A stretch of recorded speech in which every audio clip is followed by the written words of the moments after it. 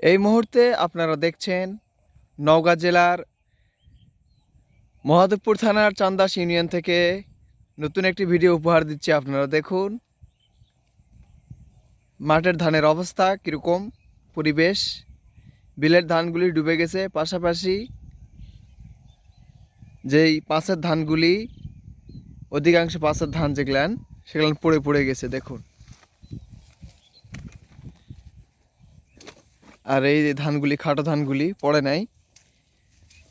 এই ধানগুলিও দেখুন উঁচার দিকে, তারপরেও মানে ডুবে গেছে গোড়াগুলি দেখুন। আমাদের নওগাঁ জেলার অবস্থা।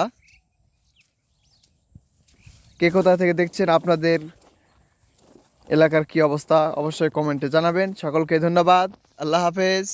আসসালামু আলাইকুম ওয়া রাহমাতুল্লাহি ওয়া বারাকাতুহু।